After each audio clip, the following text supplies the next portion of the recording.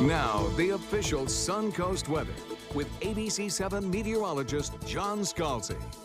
So we're looking at temperatures across the region that are warm already. In inland areas, we're approaching the mid-80s, 86 degrees in Arcadia, 85 in Wauchula, 86 in Mayaca. Closer to the coastline, just a little bit cooler, but not significantly so. 83 degrees in Sarasota, 84 at Longboat Key, 85 in Inglewood. We do have an 86 in Venice and an 85 in Bradenton, 85 in Parrish, 86 at Lakewood Ranch. So we still haven't quite got the sea breeze going yet. We need a little bit more sunshine, and I think we will. We're going to get a peek of the sunshine. We're seeing some breaks in the clouds, particularly down to the south here. Now, this looks like the cloud cover is evaporating actually a lot faster than it actually is, because on this imagery, we're switching from infrared heat energy, which we had during the overnight, to actual visible reflected light from cloud tops. So we're getting a little bit more detail in these last images, and we are seeing some breaks in the clouds. So I think we're going to see some sunshine popping up here pretty soon. Getting a little bit of activity on radar now. Rain chance, about 10% for the next couple hours. It really doesn't get cranking until later in the day. Almost exactly the same thermodynamics as yesterday. We'll get the sun starting to heat things up. We'll develop a bit of a sea breeze. We'll start to provide the lift. We'll start to get that moisture wrung out, releasing its heat, producing thunderstorms. Right now, just light stuff, the kind of stuff that intermittent windshield wiper kind of thing.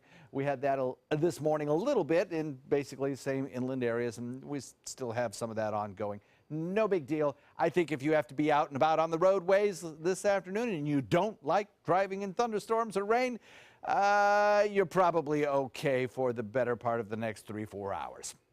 We do have some areas shaded in this kind of light green throughout the deep south, mid-Atlantic, down into the Florida Peninsula. That's just standard thunderstorm possibilities. Back to the west, we do have a much better chance of stronger, severe weather, tornadoes, hail, gusty winds, that sort of thing, and that extends all the way down into Texas and all the way up into the western Great Lakes. So if you're traveling today, that area of the country could have delays. Minneapolis, St. Paul, Milwaukee, all the way back into the Dakotas. It could be big problems in terms of air travel. For us, though, I think we're okay. It shouldn't be too bad. High pressure, the dominant feature, brings us a nice easterly wind flow, takes those showers that build along the sea breeze front and moves them out into Gulf waters. Everybody gets a chance of rain. Sun-cloud mix, afternoon thunderstorms, warm and humid. Taking a look at the tropics, well, we don't have a whole lot going on here quite yet.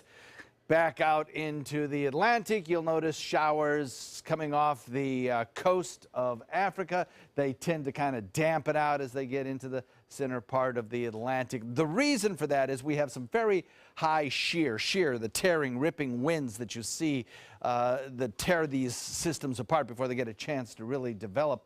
And you can see that indicated here by the red. Well, with time, computer models are suggesting that areas in Gulf waters, we talked about this yesterday, will start to decrease in the shear and provide a better chance of development.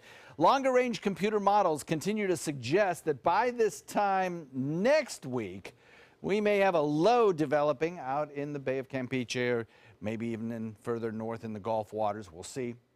Could become a tropical storm. So if you haven't made your hurricane plans and got your kit together, this weekend's a great chance to do that. Not saying that this would in any way impact the state of Florida. Not saying that yet.